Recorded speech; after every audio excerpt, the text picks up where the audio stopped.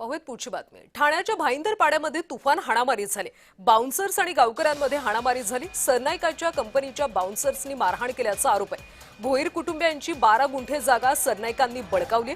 भाईंदर पाड्यातल्या भोईर कुटुंबाने हा गंभीर आरोप केला।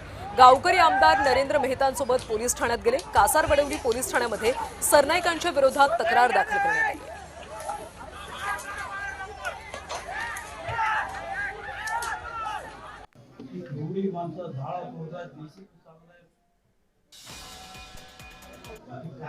आणि पोलीस एवढं बाजूला असून पोलीस त्यावर दखल घेत नाही।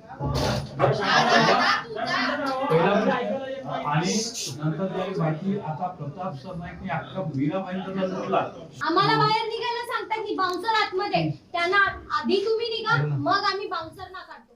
बाउन्सरना आधी काढलं पाहिजे होतं। आमची जागा थोडीशी आमच्या घराच्या बाजूलाच आमचा प्लॉट आहे 24 गुंठ्यांचा, ज्याच्यातली 12 गुंठे जागा जी आहे आमच्या काकांनी डेव्हलपमेंटला दिली होती आणि उरलेली 12 गुंठ जागा आमच्या नावे असून माझ्या वडिलांची बापदादाची जागा असून ती आता सरनाईकच्या माणसांनी अतिक्रमण करून आमच्या जागेत घुसण्याचा प्रयत्न केला। 1 वर्ष आधीही ही घटना घडली होती। त्याच्यामध्ये त्याच्या माणसांनी लेडीज बाउन्सर लावून विहांग कंपनी ज्या सरनाईकचं मुलाचं नाव आहे त्यांची कंपनी आहे सरनाईकची।